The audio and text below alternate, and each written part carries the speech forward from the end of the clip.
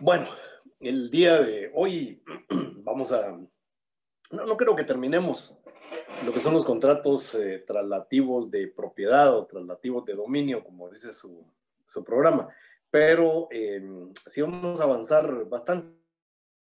Vamos a ver realmente hasta dónde podemos llegar. Si terminamos, pues qué bien. Cuando estamos hablando del contrato de permuta, realmente estamos hablando del contrato más antiguo. Es el contrato que probablemente utilizaron nuestros ancestros primitivos para poder sobrevivir.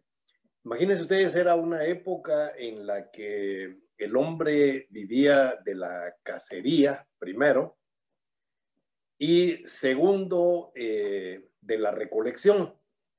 Cuando el hombre necesitaba de algo que tenía otra persona, generalmente lo adquiría pues usando la fuerza, como todavía se usa también, o ya de una manera un poco más civilizada a través del trueque.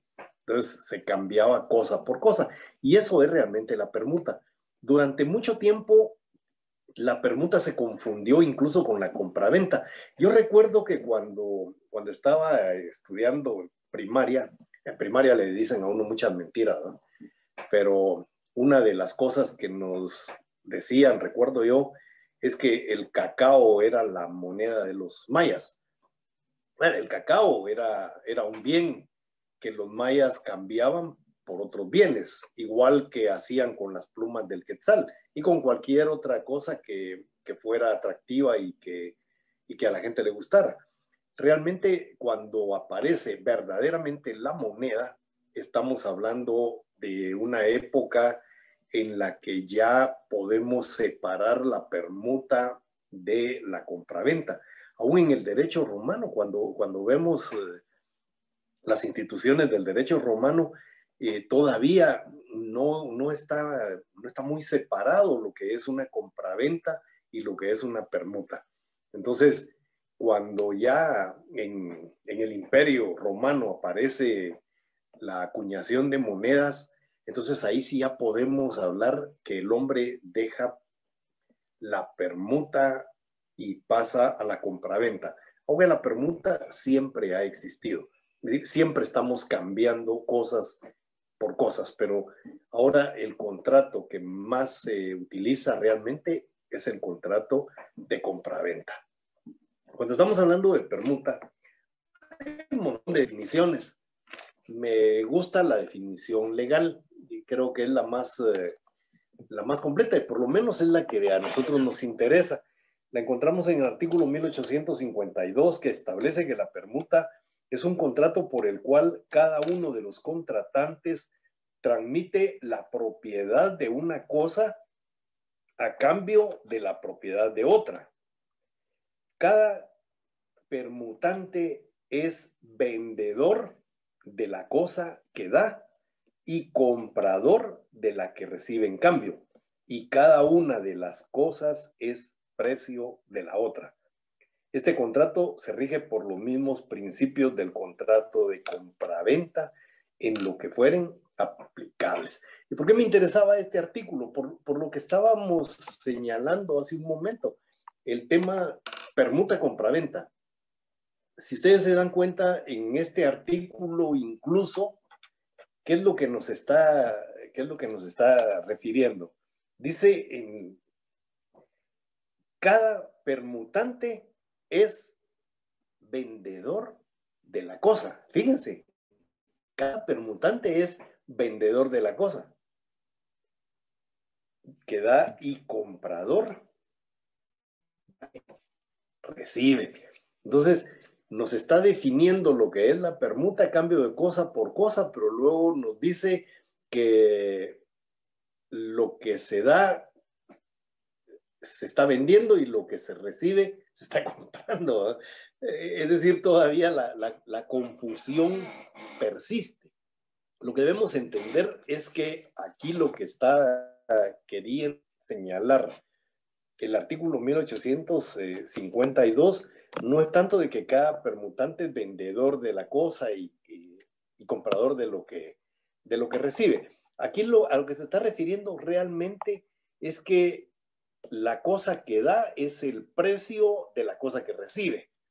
Entonces ahí sí ya estamos hablando de una permuta. Se da un bien y a cambio se recibe otro bien. El bien que se da es el precio de lo que cuesta la otra. Entonces, ahí sí ya podemos nosotros entender que estamos en presencia de un trueque, de un cambio de bien por bien. Sin embargo, sabemos que en el tema de la permuta, pues no todo es cambio de bienes. También en algún momento estamos hablando de dinero. Cuando estamos en cambio de un bien por bien, hay que justipreciarlo, hay que ponerle precio. Es decir, no es solo cambiar, sino cuánto cuesta tu bien, cuánto cuesta el mío. Porque vamos a tener que pagar impuestos. Y el impuesto que vamos a pagar es el impuesto del IVA. Y lo vamos a pagar sobre el precio mayor que tengan los bienes. Entonces, muchas veces el precio de uno de los bienes es mayor que el precio de otro de los bienes. Y entonces eso generalmente se resuelve con una suma de dinero que sirve para igualar los precios que se le ha asignado a cada uno de los bienes. Nosotros en el lenguaje popular hablamos sobre los bienes cuando los cambiamos, hablamos de ribete, ¿verdad? Decimos, mira, te doy mi carro a cambio de tu carro, pero tu carro es más nuevo que el mío, vale más, y entonces te doy mi carro y de ribete te doy tal cantidad de dinero, o al revés. Mira, te acepto tu carro y tanto de ribete, es decir, una cantidad en dinero que sirva para equiparar los valores que tienen los bienes. Entonces, ahí es donde aparece precisamente el precio mixto, que ya lo conocemos. Vamos a leerlo nuevamente solo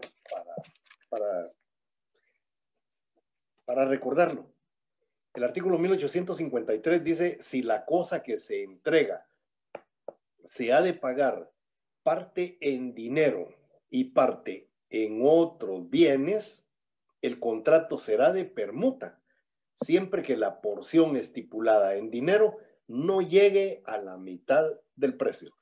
Es decir, si la cantidad de dinero representa el 49% y los bienes el 51% en adelante, es decir, 51 es el piso, entonces estamos en presencia de una permuta. Pero si es al revés, si el dinero llega, como dice el artículo, al 50% y el otro 50% es de bienes, entonces ese ya es un contrato de compraventa. Esa ya no es una permuta, esa es una compraventa. Entonces debemos tener bien claro el tema de las permutas cuando llevan dinero de por medio. Ahí el precio mixto nos va a establecer si se trata de una permuta o de una compraventa. Y para finalizar el tema de la permuta, que es una institución muy fácil, ¿verdad? Lo que sí requiere, igual que todos los contratos onerosos, es el saneamiento. El saneamiento es importante, recuérdense que es un elemento esencial que nace con algunos contratos. En el tema de los contratos traslativos de dominio, traslativos de propiedad, en el caso de los contratos traslativos de uso, como vimos ya anteriormente, los bienes tienen que estar saneados. Y a eso se refiere el artículo 1854, que dice que el permutante que sufra evicción de la cosa que recibió o que la devuelva en razón de sus vicios, puede reclamar a su elección la restitución de la cosa que dio, si se halla aún en poder del otro permutante, o el valor de la cosa que se le hubiere dado en cambio con el pago de daños y perjuicios. Es decir, si el bien lo tiene todavía el otro, pues que lo devuelva. Pero si ya no lo tiene, entonces pues lo que va a tener que pagar es el valor del bien, más los daños y los perjuicios que le cause no haberle entregado un bien saneado. Entonces, para que se pueda dar la permuta es requisito indispensable para evitarse problemas posteriores que esos bienes estén perfectamente saneados. Entonces, veíamos en el esquema, el elemento subjetivo son los permutantes.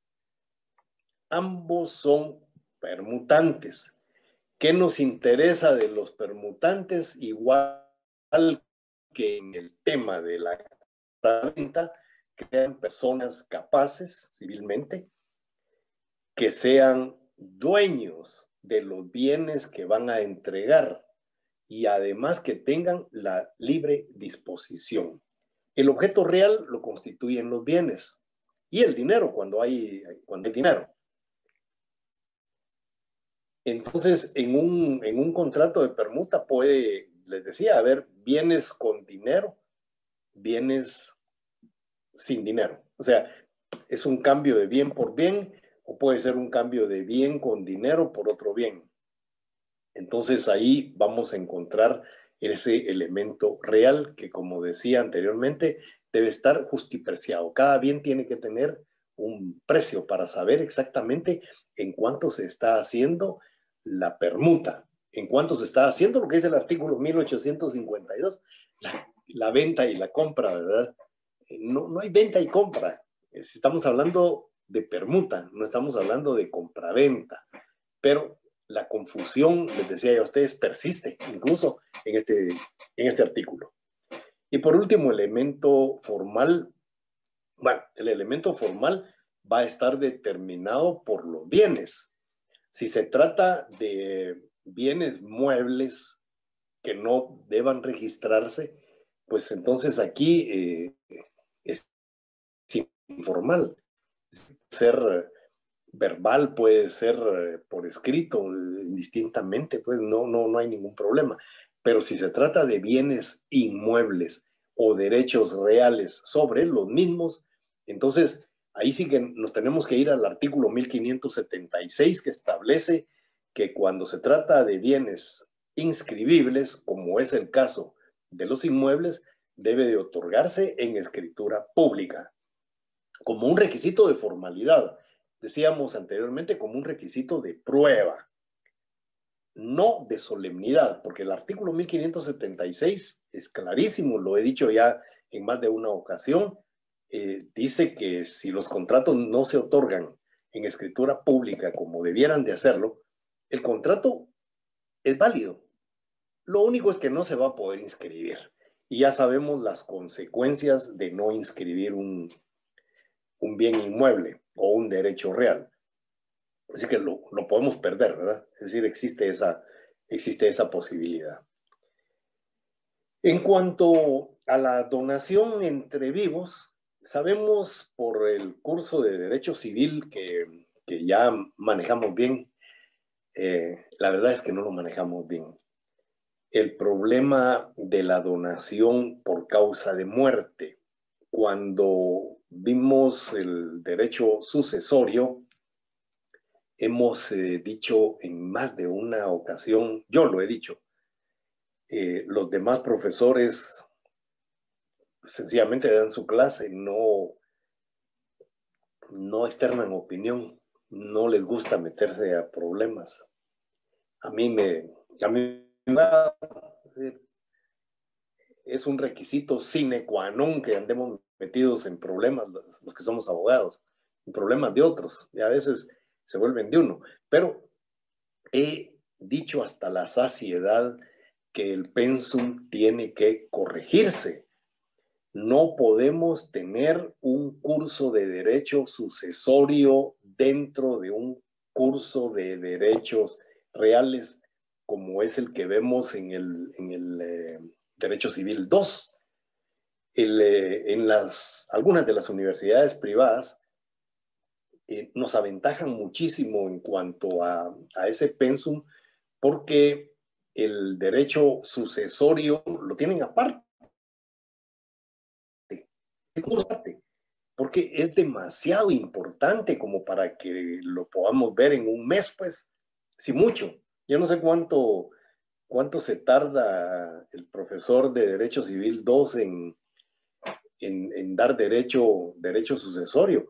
Ahí tenemos que hablar de derecho sucesorio testamentario, intestado, las consecuencias, las obligaciones, es decir, es un enorme, y dentro de ello está la donación por causa de muerte, que forma parte de ese curso de derecho sucesorio que ustedes debieran tener, y que es un curso que debe estar al final de todo lo que es la rama del derecho civil. Fíjense que el derecho civil fue concebido para seguir la vida del ser humano. Cuando nosotros comenzamos el derecho civil, lo primero que vemos es el nacimiento del ser humano y cómo se convierte en persona. Es decir, el artículo 1 por ahí va. Es decir, en qué momento se es persona. Luego de que se es persona, viene ya el tema de la capacidad general, la capacidad que tenemos todas las personas, o sea, la capacidad de goce. Luego vemos cómo se van adquiriendo obligaciones, cómo el ser humano celebra sus negocios jurídicos.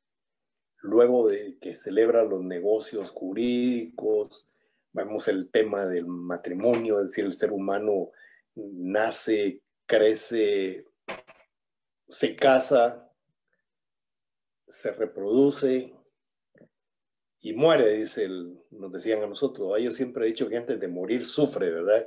El ser humano nace, crece, se reproduce, sufre y muere, ¿verdad?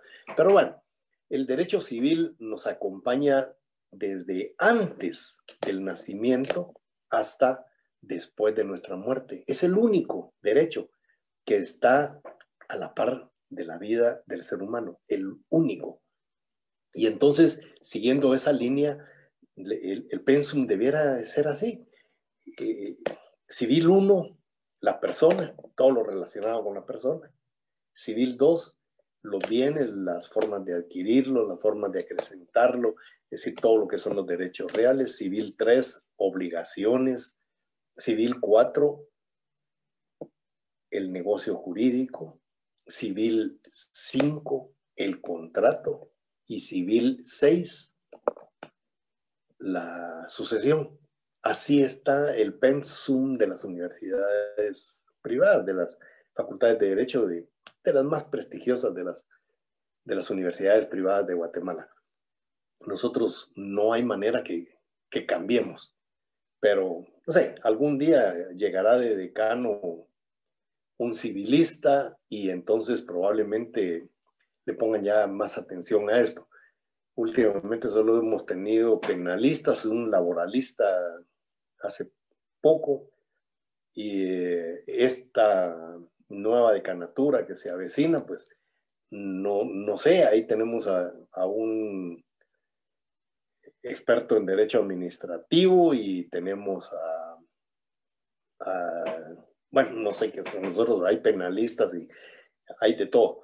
Entonces, ojalá eso pueda cambiar. Ustedes son los agentes del cambio. Entonces, el tema de la donación por causa de muerte, pues es un tema que ya todos conocemos.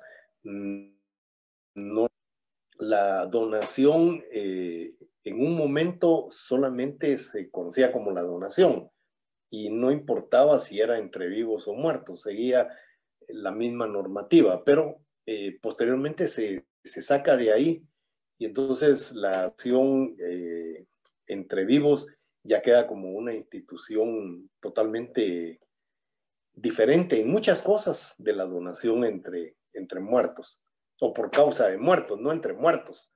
Estoy diciendo tonteras, donación por causa de muerte, que es ni más ni menos como un testamento casi, ¿verdad? Con algunas diferencias que ya ustedes conocen.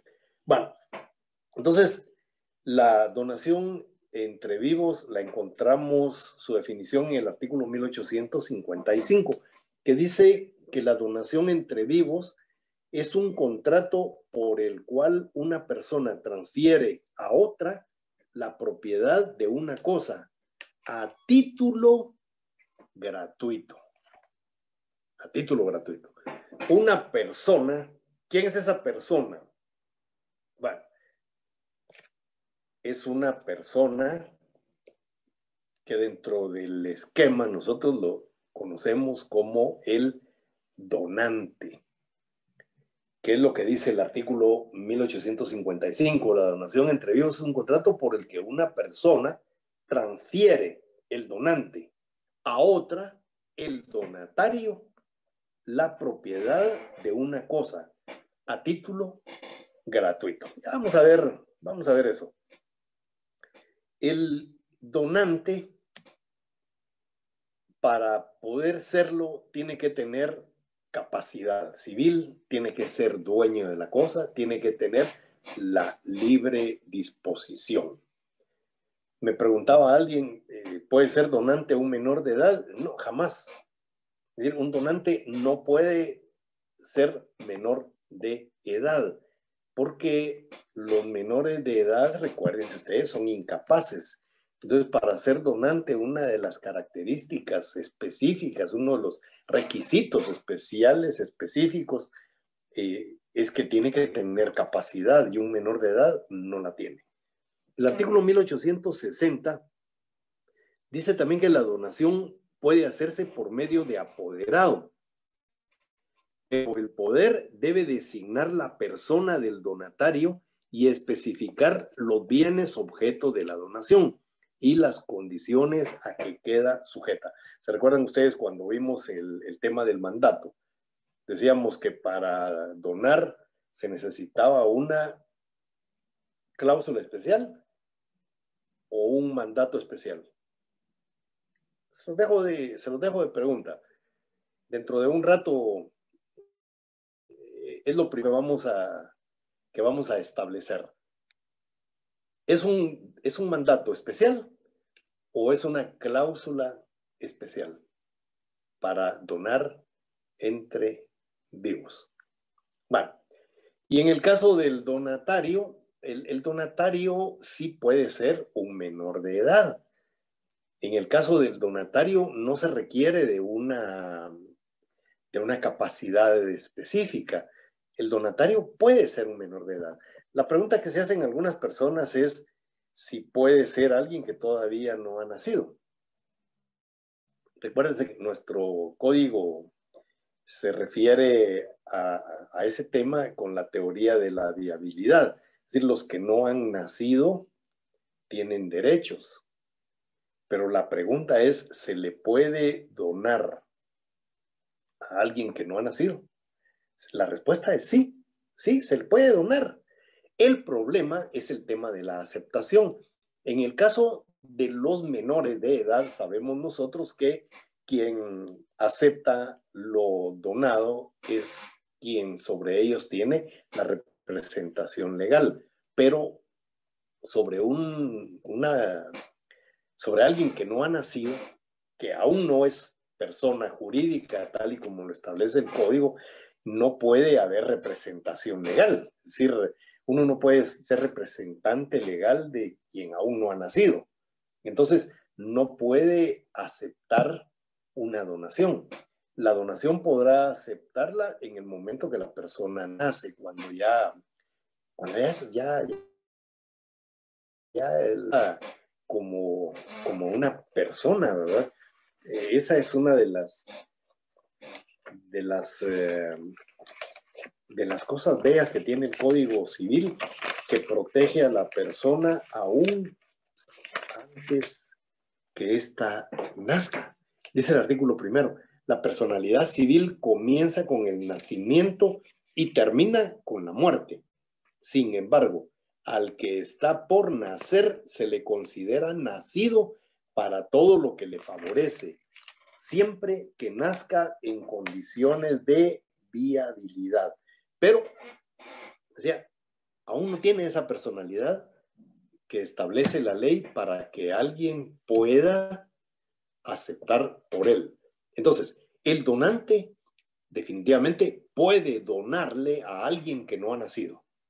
Pero recuérdense que estamos hablando de un contrato y como contrato tiene que haber acuerdo de voluntades, tiene que haber aceptación. Y la aceptación, ¿quién la va a dar por el menor de edad? La va a dar el padre, el que por mandato legal tiene la representación de ese menor. Pero la va a dar cuando ya ha nacido. ¿Y por qué razón? Bueno, me adelanto un poquito cuando hablemos de la revocación del mandato. Vamos a ver las varias formas de revocación que tiene el mandato. Una es por ingratitud y la otra es por la falta de aceptación, porque ya no se pueda. Es decir, si una persona le dona a alguien que no ha nacido y esa persona nace muerta, pues la donación ahí se acaba. Es decir, inmediatamente el donante la puede revocar. ¿Por qué razón? Porque ya no hay a quien dársela, pues. Ya no hay a quien dársela. Y entonces ahí es donde luego entramos al tema de las sucesiones, etcétera, etcétera, de lo que hablábamos, que es bien complicado. Es decir, si una persona que nace muerta tiene herederos o no los tiene, va a transmitir esos derechos a sus herederos. ¿Verdad? Es una situación bastante compleja, no voy a entrar a ella, eso ya ustedes lo conocen o debieran de conocerlo. Pero la donación en ese momento es revocable por la muerte. Más adelante vamos a ver que cuando el donante muere, el donatario puede aceptar la donación, es decir, porque la voluntad ya fue expresada. No así cuando muere el donatario. Si el donante dona algo a una persona que no ha logrado dar su consentimiento, entonces no existe la donación. ¿Por qué? Porque nunca se dio esa otra etapa del contrato, que es la aceptación. Solo se quedó en la oferta, ¿verdad? Pero ya no hubo aceptación. Entonces, de esa manera también se revoca el mandato, pero eso lo vamos a ver un poquito más adelante. En cuanto al donatario, el artículo 1861 establece, en este momento les digo, todavía no, los carniceros agarran un pedazo de carne y dicen 1 libra y lo ponen en la balanza, 1 libra, cabalita. Así debiera ser uno con el código, abrirlo exactamente en el artículo que quiere. Yo ya no tengo esa habilidad. Cuando ustedes estén estudiando para el privado, ahí se recuerdan de mí. Se van a recordar del artículo y van a abrir el código exactamente en donde está el artículo. Es decir, esa es la idea de manejar el código. El código tenemos que manejarlo con mucha habilidad, saber dónde están las cosas y luego ahí abre uno y ahí está. Eso les va a pasar cuando estén estudiando el privado. Si no ocurre eso, entonces tienen todo el derecho de reclamarme. El artículo 1861 dice La donación que se haga a los menores incapaces o ausentes la aceptarán sus representantes legales. Pero cuando se trate de donaciones condicionales y onerosas, deberá preceder autorización judicial, como en el caso de utilidad y necesidad. Es decir, el próximo día, martes, vamos a hablar sobre las clases de donación, y entonces ahí vamos a hablar de las donaciones onerosas, vamos a hablar de las donaciones condicionales y vamos a hablar de las donaciones remuneratorias. Hoy estamos hablando de la donación pura y simple, que no tiene condiciones de ninguna naturaleza, que no es onerosa. Cuando se le dona a un menor de edad, la donación tiene que ser pura y simple, de preferencia. Ahora, podría ser una donación condicional o una donación onerosa. Desde luego que puede serlo, cuando eso beneficia al menor. Si la obligación condicional beneficia al menor, pues entonces sí se puede dar, pero la ley exige que para que el representante legal pueda aceptar ese tipo de donación, tiene que mediar un juicio de utilidad y necesidad. Porque uno, como representante legal, recuérdense que en el tema de las donaciones, cuando son condicionales, cuando son onerosas, desde el momento que nosotros vemos qué es lo que nos están dando, sabemos si estamos ganando o estamos perdiendo con una donación. ¿Han oído ustedes aquella expresión popular que dice regalado sale caro? Hay cosas que regaladas salen caro, mejor no se aceptan. Entonces, en el caso de los menores de edad, quien determina si efectivamente es beneficioso para el menor recibir una donación es el juez. Y muchas veces el juez se tiene que auxiliar de un experto para que el experto le dictamine si efectivamente lo que se está donando es beneficioso o no para el menor de edad. Si es beneficioso, entonces el juez va a autorizar que se acepte la donación. De lo contrario, no se va a aceptar la donación. Entonces, por eso les decía, los representantes legales sin ningún problema pueden aceptar para sus representados una donación pura y simple. No así una donación condicional o una donación onerosa. Y el artículo 1557, que no lo tienen ustedes ahí, se me olvidó ponerlo, pero lo agregan ustedes. Más adelante lo señalé, pero ahí cabe perfectamente ese artículo. Dice el 1557, no permítanme que lo encuentre.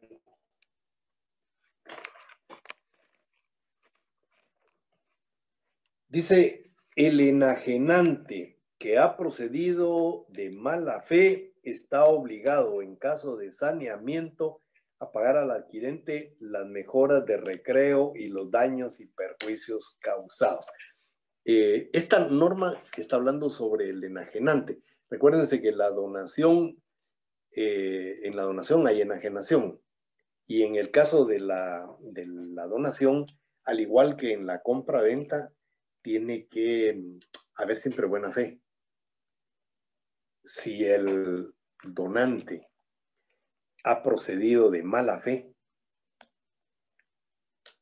¿qué se refiere la ley con proceder de mala fe? Era lo que yo les estaba diciendo. Muchas veces se regalan cosas y cosas que no sirven, que muchas veces son para salir de ellas, o a veces pues le causan problemas al donatario. Entonces, este artículo aplicable a todos los contratos de enajenación. Entonces, lo puse ahí solo para que lo tuviéramos presente. En cuanto al elemento objetivo, ¿qué es lo que se va a donar? Bueno, se van a donar cosas corpóreas, ciertas, determinadas, ya tienen cuerpo, pero se podrán donar cosas futuras. Desde luego que se pueden donar cosas futuras. Recuerden ustedes que hemos estado hablando que se puede hacer negocios sobre cosas futuras. Es decir, las cosas futuras, se puede celebrar contrato de compraventa sobre ellas. Lo único que necesitamos es que esa cosa vaya a existir. Pues cuando una persona celebra un negocio sobre una cosa futura, es porque tiene la certeza de que va a existir. No puede haber incertidumbre en cuanto a eso. En cuanto al valor, pues estará determinado por algunos otros factores, pero eso se va a establecer en el momento en el cual se tenga que cumplir. Y entonces ahí es donde se va a poder justipreciar el bien, ya se va a poder poner el precio justo, saber qué es lo que el bien pueda valer. Entonces sí se pueden donar cosas futuras. Eventualmente se podrán donar esperanzas inciertas, ¿sí? Es decir, se podrá donar algo aleatorio. Desde luego que se puede, pero es una cuestión muy eventual, muy especial. Por ejemplo, si yo compro un número de la lotería, bueno, ya establecimos que la compra del número de la lotería, del cachito de la lotería o el entero de la lotería, eso es un contrato aleatorio. Bueno, pero yo puedo regalarle ese billete a otra persona, pues. Es decir, le estoy donando esa esperanza incierta. Eso que yo compré. Muchas veces ocurre con uno cuando está uno con algunos amigos, con la familia, y llega alguien a vender el número de una rifa. Y cuántas veces nosotros no hemos comprado una de esas cosas y se la regalamos a los que están con nosotros, ¿verdad? Mira, ahí está su suerte, ahí se lo regalo. Es decir, se pueden también donar cosas que estén determinadas a la suerte. Entonces, ¿qué estoy regalando? La esperanza incierta, ¿verdad? Esa esperanza incierta para mí, pues se la doy a otra persona. Gáneselo usted. Ahí está. Es una donación.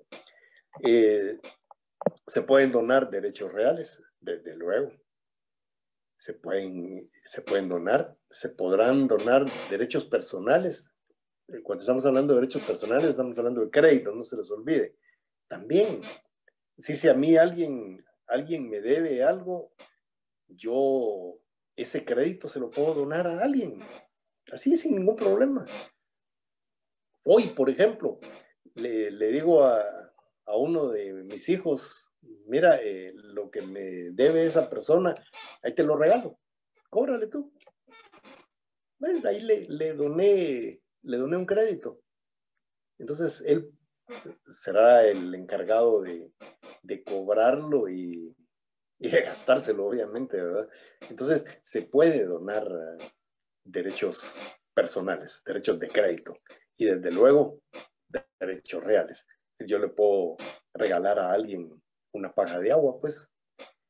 Es decir, le vendo a una persona un inmueble, pero no le doy el agua. Eso los notarios debemos tener mucho cuidado.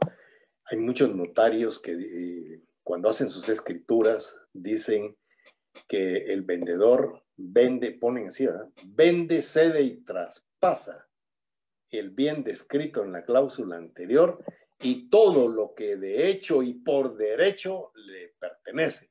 Y que cuando dicen eso, que todo lo que por derecho y de hecho le pertenece, muchas veces creen que el agua le pertenece a ese bien. El agua es un derecho real que se encuentra adscrito a ese bien, pero es un bien separado, tanto que tiene su propio registro. Entonces, cuando uno autoriza un contrato de compra-venta de un inmueble, debe ser cuidadoso en poner en la escritura que además del bien van los derechos reales. ¿Cuáles son esos derechos reales que tiene ese bien? Hay que describirlos.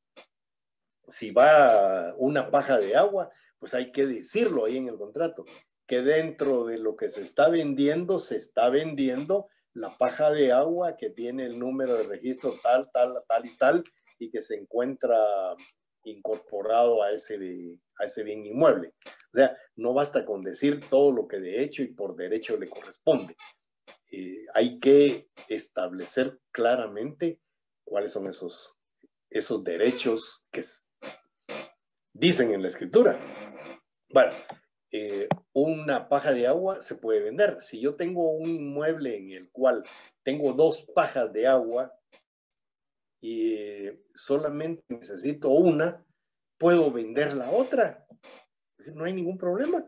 Hacemos el contrato, hay un título de propiedad sobre ese derecho real y tiene su número de registro, folio y libro, y tiene hasta endosos, es decir, tiene un área de endosos porque se puede endosar. Entonces se endosa, se da aviso a la empresa municipal de agua, que es en Guatemala, a Empagua, y ellos hacen la operación, y entonces esa paja de agua pasa a ser propiedad de la persona que me la compró, y comprarme el inmueble, solo la paja de agua. Y entonces la municipalidad le comienza a distribuir el agua a esa persona en su terreno, ¿verdad? Entonces, esos son bienes que están separados. Solo hay que tener mucho cuidado cuando se vende un bien inmueble, que también vaya incluida la paja o media paja de agua que ese bien tenga, porque de lo contrario les están vendiendo el bien inmueble, pero no les están vendiendo el derecho al agua. Imagínense ustedes. Bueno, eso que les quede ahí para cuando sean notarios. En cuanto al elemento formal, es el contrato de donación sobre bienes inmuebles solemne. Alguien de ustedes me lo dijo en alguna de las clases anteriores, porque cuando yo les dije a ustedes, búsquenme los contratos que el artículo 1577 establece que son solemnes. Y entonces, dentro de ellos, me dijeron la donación de bienes inmuebles. Vamos a ver por qué me dijeron eso. El artículo 1862 nos va a sacar de la duda. La donación de bienes inmuebles debe otorgarse y aceptarse por escritura pública. Fíjense bien, aquí hay una palabra que es imperativa, deben. Pero falta algo para que sea solemne, ¿o no? ¿Qué es lo que le falta? ¿Se recuerdan ustedes que dijimos que los contratos solemnes son los contratos que si no se otorgan tal y como la ley lo establece, no nacen a la vida jurídica, y que en este caso es la escritura pública? El artículo 1862 dice que se deben de otorgar en escritura pública, pero el artículo 1576 también dice que todos los contratos que deben de otorgarse, que deben de registrarse en cualquier de los registros, debe de otorgarse en escritura.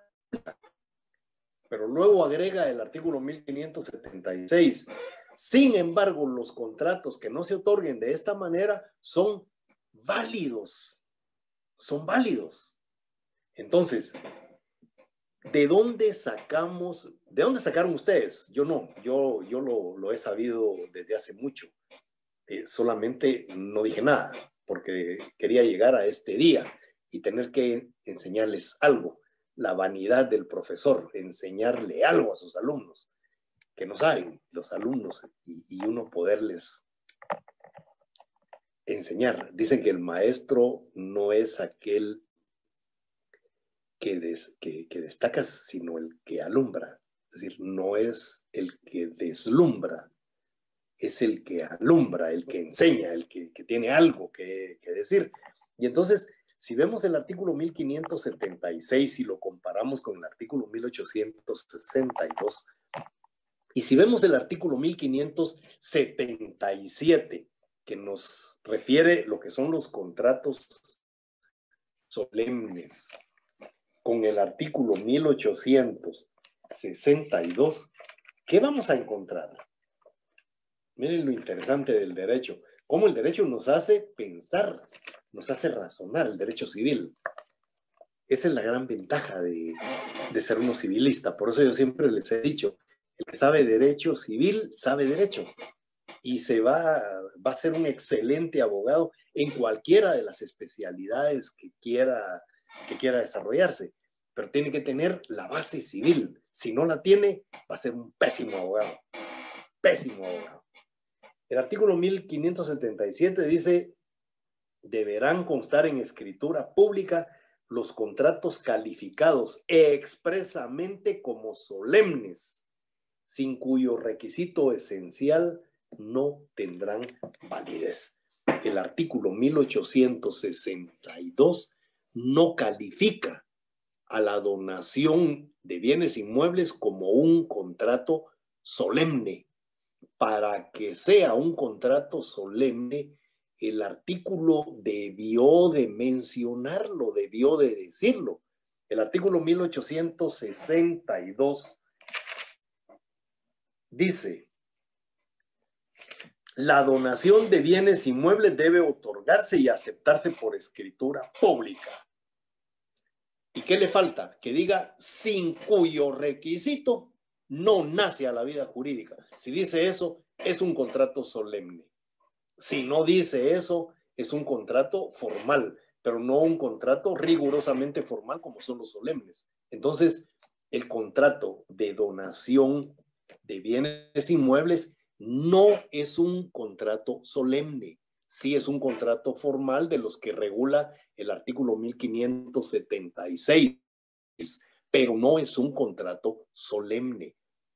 Si no se otorga en escritura pública, el contrato sigue siendo válido y la parte beneficiada, pues ya sabemos que puede exigir el otorgamiento, tal y como dice el 1576 y el 1862, en escritura pública, pero no para que tenga validez, sino para poderlo inscribir. Pero no es un contrato solemne. ¿De dónde sacaron ustedes, algunos, los que sí hicieron la tarea, que es un contrato solemne? Pues lo sacaron de la exposición de motivos. La exposición de motivos dentro de los contratos solemnes, ahí tiene un listado, dice la donación de bienes inmuebles. Pero recuérdense ustedes que la exposición de motivos no es parte del código. La exposición de motivos es eso, la exposición de la razón de por qué se hizo el código de la manera como se hizo, por qué las normas están ahí como están. Y entonces, en la enumeración que hace la exposición de motivos de los contratos solemnes, aparece la donación de bienes inmuebles como un contrato solemne, pero no es un contrato solemne, es un contrato, sí, formal, que debe otorgarse en escritura pública porque debe de inscribirse. Recuérdense que todos los bienes inmuebles que se enajenan deben de inscribirse, así como los derechos reales, pero no es un requisito de solemnidad. Espero que me lo hayan entendido y desde luego abierto a la discusión. Ustedes van a estudiar. Tenemos que es un elemento causal, es decir, la donación entre vivos es causalista. ¿Por qué decimos que es causalista? Porque para donar debe haber una razón. Es decir, cuando yo voy manejando en la calle y me encuentro a una persona pidiendo dinero, usualmente no le doy. Y me preguntaría a alguien, ¿y por qué no le da? Porque no se me da la gana, porque no quiero darles, porque pienso que esas personas podrían estar trabajando, porque pienso que realmente no tienen ningún motivo para estar pidiendo dinero, porque yo he conocido a algunas personas que los he visto pidiendo dinero y luego he pasado por algún lugar y ahí los he visto borrachos. Hay un tipo que ya no lo he visto, que pedía dinero ahí en la calzada Roosevelt y en una ocasión que fui al mercado que está ahí en la 13, un día sábado, estaba chamusqueando con otras personas, ¿verdad? En una de las calles. Digo yo, chica, pero si hace algunos días está todo torcido y todo temblereque pidiendo dinero y ahorita anda chamusqueando, pues. Hay algunos en silla de rueda que se paran a comprar su comida. Hay otros ciegos que se ponen a leer la prensa. Es decir, hay una serie de situaciones por las cuales muchas veces yo no regalo el dinero a los pordioseros, pero hay algunos que sí. A veces veo a una ancianita pidiendo dinero y digo yo, qué ingratitud la mía mandarla a trabajar, ¿verdad? Es decir, no es lo mismo ver a una patoja así toda eh, fuerte, con el ánimo como para poder ir a trabajar pidiendo limosna. O a los niños que debían de estar en la escuela, bueno, ahora por la pandemia no se puede, ¿verdad? Pero usualmente debían de estar en la escuela y no en la Avenida Reforma o en los semáforos pidiendo dinero, haciendo acrobacias. Y los tatas echados debajo de un árbol en la sombra, esperando a que los niños ganen alguna cantidad de plata. Entonces, no les regalo, pero a otras personas les decía que sí, yo lo decido. Y entonces cuando yo regalo, hay una razón, hay una causa. Es decir, mentalmente yo digo, este sí se lo merece, tal vez me equivoco también, pero a esa persona sí se lo regalo. A veces hay algunos malabaristas ahí en el semáforo y hacen sus malabares y me gusta. Y entonces les regalo. Y les regalo porque me gustó lo que estaban haciendo. Es decir, porque de alguna manera les estoy premiando su habilidad, aunque sé que muchos de estos son mochileros que andan viajando por toda la América Latina y que se ganan el pan diario con los malabares, ¿verdad? Pero ustedes han visto, por ahí aparecen algunos canchitos peludos haciendo malabares, se miran durante un tiempo y ya no los vuelve a ver uno, porque ya se fueron a otro país. Y entonces, la donación es causal.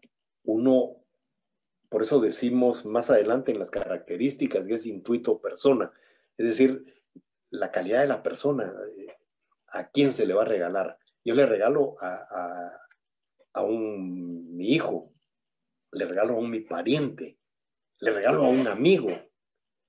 Es decir, pero ¿por qué lo hago? Es decir, no se regala solo por regalar. Hay siempre una razón, siempre una causa para donar. Y recordémonos cuando hablamos de los vicios, el error de persona. Es decir, cuando nosotros le regalamos a una persona equivocadamente, antes de eso hemos hecho un razonamiento equivocado de por qué le vamos a regalar a esa persona. Pero hay una causa, aunque estemos cometiendo un error, existe una razón de por qué se dona. Entonces, por eso decimos que la donación es causal, es causalista. En cuanto a las características, Pues el artículo 1855 que nos da la definición dice que es gratuito. Es un contrato gratuito. Es un contrato, entonces, unilateral. Sabemos que todos los contratos unilaterales son gratuitos. ¿Por qué es unilateral? ¿Por qué es gratuito? Porque recuérdense que la carga está solo de un lado y los derechos del otro lado. Es decir, aquí no hay derechos y obligaciones recíprocas, solo hay un donante que se obliga y un donatario que recibe y que tiene derechos. Nada más. Es consensual. El artículo 1857, sabemos lo que son los contratos consensuales, pero este artículo dice por qué. Dice, el donatario puede aceptar en el momento de la donación o en acto separado. Si aceptare con posterioridad para que el contrato quede perfecto, debe notificarse la aceptación al donante en forma auténtica. Es decir, una donación puede comparecer solo el donante a donar, igual que lo vimos con el mandato, ¿se recuerdan? En el tema del mandato había una aceptación tácita. Bueno, en este caso la aceptación tiene que ser expresa para que el contrato de donación nazca a la vida jurídica. Una persona dona y la otra persona tiene que aceptar, pero esa aceptación puede no ser en el momento, puede ser posterior. Y uno de los ejemplos que les daba lo encontrábamos en el artículo primero cuando estábamos hablando sobre la personalidad, ¿se recuerda? Decía que a una persona que no ha nacido se le puede donar. Es decir, mi hija está esperando y yo le puedo, de la alegría, le puedo regalar una casa a lo que lleva en su vientre. Y todavía le faltan unos meses para que dé a luz. No es que mi hija esté esperando, ¿va? Lamentablemente no, ya quisiera yo, pero bueno. Entonces, en el momento que se produzca el alumbramiento, en ese momento ella podrá aceptar para su hijo lo que le estoy regalando. Antes de eso, no. Entonces, queda en stand-by, queda suspendido el tema de la aceptación hasta ese momento. Y entonces ahí es donde la persona acepta. Puede no aceptar. No todas las donaciones se aceptan. A mí me pueden regalar algo y yo digo que no. Es decir, el hecho de que alguien me quiera regalar algo no necesariamente lo tenga que aceptar. Yo me recuerdo que en varias ocasiones, saliendo del examen final, se me acercaban algunos alumnos, algunos con una botellita de whisky, algunos con alguna otra cosita y todo eso, y pensarían que yo era, no sé, qué pensarían de mí, pero yo siempre les decía, no, mire, le agradezco muchísimo, con la intención, crea, me siento bien y todo eso, pero no se lo puedo aceptar. Y nunca he aceptado regalos de mis alumnos. He tenido alumnos que algunos ya se han graduado, algunos están por graduarse, fueron mis alumnos desde hace ya bastante rato, y de repente llegan ahí con unas bolsitas que manías de Chiquimula. Los que van seguido a Chiquimula no me han traído manías, pero espérense a que terminemos el curso. Que mantequilla de costal de Jalapa, que, bueno, algunos una botellita de vino, otros una botellita de whisky, qué sé yo. Y entonces con todo el gusto se las recibo. Le digo, mire, muchas gracias. En ese momento sé que es un gesto de cariño, es un gesto por el cual un alumno pues quiere agradarme con algo. Entonces, en ese momento yo ya lo he recibido. ¿Por qué? Porque ya no existe ninguna obligación. Es decir, yo ya no tengo que regalarle puntos porque me regaló una botella de whisky. No tengo que regalarle absolutamente nada. Sencillamente, pues es un acto de liberalidad como es la donación.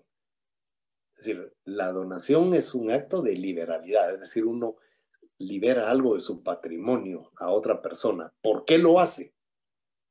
Hay una causa. Hay una causa. Muchas veces detrás de la botella de whisky, la causa es, me faltan un par de puntos para la zona mínima. Ya me entendieron. Entonces, es unilateral y al ser unilateral es gratuito. Es consensual. El artículo 1857 nos dice que debe haber aceptación para que se perfeccione. Si no, no nace a la vida jurídica. Lo sabemos, todos los contratos así son. Para que exista contrato tiene que haber la oferta y la aceptación. Si no existe aceptación, no hay contrato. Y si no existe oferta, ¿cómo puede haber aceptación? Es decir, ¿cómo puede aceptar uno algo que no le están ofreciendo? ¿Verdad? Es ilógico. Es un contrato principal, no necesita de la existencia de ningún otro contrato para existir él. Es un contrato que puede ser instantáneo o de tracto sucesivo. Es decir, puede ser un contrato en donde se regala algo y se entrega inmediatamente, o puede ser algo que se puede dar por etapas. Es decir, yo le regalo a una persona una beca. Cada mes le voy a dar el dinero de su colegiatura. Entonces, ese es un contrato de tracto sucesivo. Es decir, estoy regalando algo que se cumple por etapas. Es intuito persona, es decir, uno escoge a la persona que le va a regalar, no es porque sí. Y por último, pues es un contrato formal. Ya vimos que es un contrato formal en aquellos casos en donde deba de otorgarse por escrito y específicamente donde deba otorgarse en escritura pública. Pero dije, no es solemne, sí es formal, pero no es solemne. Nace a la vida jurídica el contrato de donación por el simple consentimiento. Por eso es un contrato consensual. Por eso es que decimos que el contrato de donación es consensual. No requiere de el otorgamiento en escritura pública como requisito esencial de validez. Es un requisito de prueba que nos sirve para poder registrar los bienes que son registrables.